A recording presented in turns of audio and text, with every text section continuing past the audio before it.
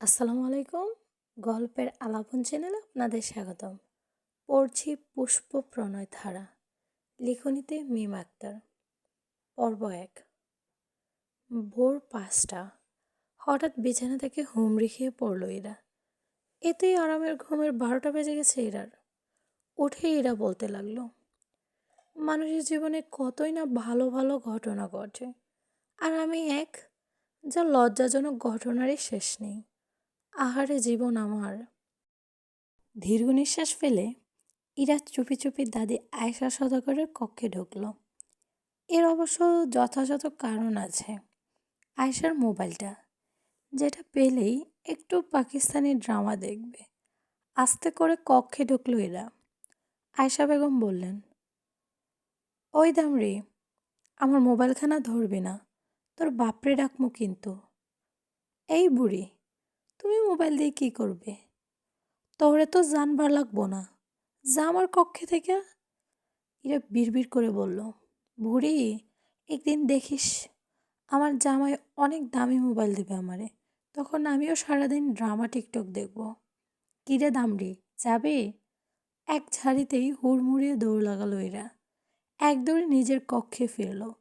রুমে এসে বলল, বজ্জাত বুড়ি, নিজের ছেলের ক্ষমতায় গলায় এত জোর তোমার? তখনই ইরা রুমে ঢুকলো ইরার মা সেলিনা হায়দার। তিনি যেই না ঢুকলেন, ইরা মনে মনে বলতে লাগলো, এসে গেছে আমার মাতা, জ্ঞান ভাণ্ডার। আল্লাহ জানে কি কি বলা শুরু করে। তুমি যথেষ্ট বড় হয়েছ ইরা। এ বয়সে তোমার বাবার পুরো সংসারের দায়িত্ব নিয়েছি আমি। আর কিছু বলার আগেই ইরা বলল, আচ্ছা আম্মু, তোমার শাশুড়ি এত বজ্জাত বড়ি তোমারে এত বড় সংসারে কিভাবে দিল? আমার একটু মোবাইলটাই ধরতে দেয় না। এক থাপ্পড় দেবো তোমার এরা। উনি তোমার দাদি হয়। এরা ভয় পেয়ে মাকে জড়িয়ে ধরে, সরি আম্মু, খেতে দাও কিছু, ক্ষুধা লাগছে। সেলেনা বলল, যাও গোসল সেরে আসো, খেতে দিতেছি। আর তোমার ভাইকে ডেকে নিয়ে আসো। বইল অর্ণব ভাই আসবে। শওকত মামার ছেলে অর্ণব আম্মু। হুম। এই গোমরামুখ বানরটা বিদেশে ছিল, এসেছে বেশ অনেক দিন হলো। আর বানর কি এরা? তোমার ভাই হয়। ভাইয়া বলো। ভাই না ছাই, সারা মুখ বাংলার পাশ করে রাখতো, মনে হতো হাসির বিনিময়ে টাকা দিতে হবে। কি বলছো এরা? এরা ওর ভাবনায় বিভোর। তোমায় কিছু বলছি তো। এরা চমকে মায়ের গালে চুমু দিয়ে, যাচ্ছে আম্মু। সওদাগর বাড়ি, দোতলা এলসি স্টিম বিল্ডিং। পুরনো বিল্ডিং, যেটা রং দেখলেই বোঝা যায়।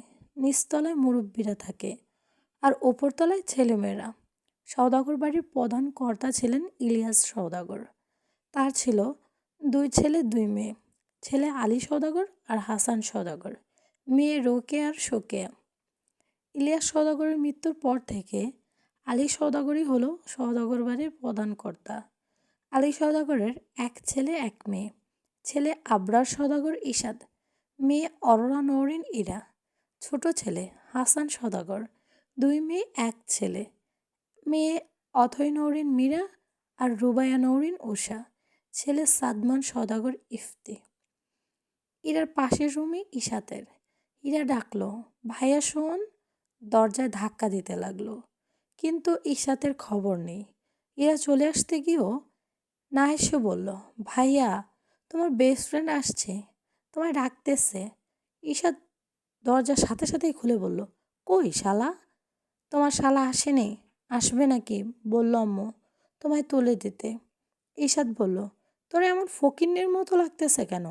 যা গোসল করে গিয়ে স্কুলে যাবি না? যাবো তো ভাইয়া। এরা ভয় পেয়ে বলল। এরা এবারে দুজনকেই বেশি ভয় পায়, ঈশাদ আর আলী সওদাগরকে। এরা দৌড় দিল ওর রুমে। এসে হাঁপাতে হাঁপাতে বলল, আমার সাথে যা করার করে নাও। আমি এক ভিলেনকে বিয়ে করব আর তোমাদের ভয় দেখাবো। কল্পনা শেষ হলো ইরার। সেলিনা হায়দারের ডাক শুনে, ফ্রেশ হয়েছ ইরা? যাচ্ছি আম্মু। ইরা স্কুল ড্রেস পরে ক্রস বেল্ট ঠিক করতে করতে আয়নার সামনে দাঁড়িয়ে বলল, হায় ইরা, তুই কত সুন্দর! তোর রূপের রহস্য কি? মাশাল্লাহ। নেভি ব্লু জামায় সাদা ক্রস বিলে সত্যি সুন্দর লাগছে ইরাকে। আর সুন্দর লাগারও কারণ আছে। ইরা মেয়েটা সত্যি আল্লাহর অপূর্ব সৃষ্টি। গোলগাল চেহারা, নাকটা ছুরির মতো না, আবার বোঝাও না। চোখ দুটো মায়াবী, চুল কমর ছুঁই ছুঁই, গাল দুটো হালকা গোলাপি, ঠোঁটগুলোও গোলাপি। ওর চেহারা দেখলে মনে হয় সাদার ওপর গোলাপি, না লম্বা না খাটো, কিন্তু শরীর পাটকাঠির মতো। নিচে নামতে নামতে হঠাৎ সিঁড়ি থেকেই চোখ পড়ল ওদের উঠানে বসে আছে ওর পাকিস্তানি ড্রামার মতো সুদর্শন পুরুষ। এরা বলতে লাগলো, দানিশ তাইমুর? না, গায়ের রংটা তো ওনার মতো সাদা না। ফিরোজ খান? না, চেহারাটাও এমন না। ওয়াজ আলী? বলতে বলতেই হুমড়ি খেয়ে পড়ল উঠানে রাখা বালতির ওপর। ভিজে একাকার, মুখে কাদা লেগে ভূতের মতো অবস্থা। এরা বলতে লাগলো, আল্লাহ, আমার সাথে কেন এমন হতেই হবে? আমায় সব সময় এভাবে লজ্জায় না ফেললেও তো পারো। মসজিদে শুক্রবারে 100 টাকা দিব মাবুদ, আমায় যেন এই হ্যান্ডসাম ছেলেটা না দেখে। মাথা তুলে তাকাতেই দেখলো সবাই ওর দিকেই তাকিয়ে আছে। কি যে লজ্জার! ঈশাদ বলল, কি রে, ব্যথা পেলি? আয়েশা সদাগর বলল, এই দামড়ি সারাদিন দৌড়াইতেই থাকে, হাত পা ভাঙলেই বালা হইব। বচ্ছাত বুড়ি!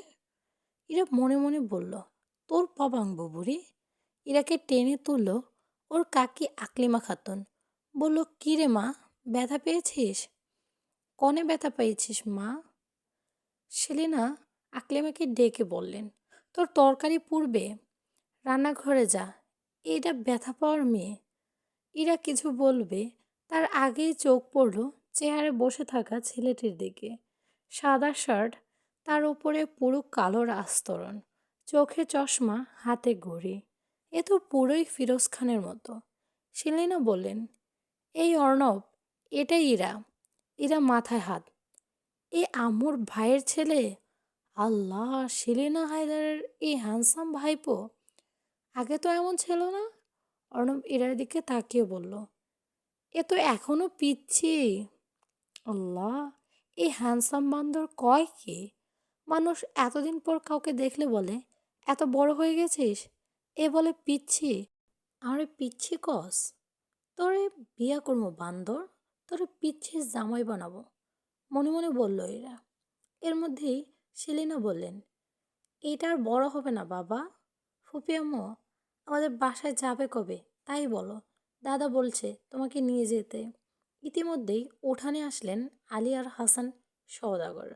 আলী সওদাগর বললেন, কি অর্ণব, আছো কেমন? ভালো, আপনি কেমন আছেন আঙ্কেল? আলী সাহেব মাথা নাড়ে। তো তোমার কোম্পানির কী খবর?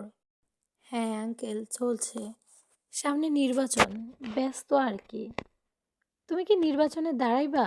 বললেন হাসান সাহেব। অর্ণব বলল, আমি নির্বাচন করি না আঙ্কেল, আমি সামনে থাকি, পেছনে যারা দাঁড়ায় তাদের দরকার নির্বাচন। এসব করার সময় আমার নাই, আমার লোক দাঁড় করাবো। দাদার মতো মন্ত্রী হওয়ার ইচ্ছে নেই। আমার মন্ত্রী হওয়ার ইচ্ছে নেই, আমি মন্ত্রীদের চালাবো। একথা শুনে সবাই তাকিয়ে আছে অর্ণবের দিকে। তখন আলী সওদাগর বলল, পুরো ফুপির মতো। অর্ণব বলল, জি আঙ্কেল, চেষ্টা করছি হওয়ার জন্য। তখন ঈশাদ বলল, চল শালা, আমার রুমে আয়। সিঁড়ি দিয়ে উঠছিল ঈশাদ অর্ণব। তখনই আলী সওদাগর বলল, এই মেয়ে, তুমি এখানে কেন? রুমে যাও, এভাবে পানি মেখে আছো, এসব কি? শোনো মেয়ে, আমার বাড়িতে এসব চলবে না।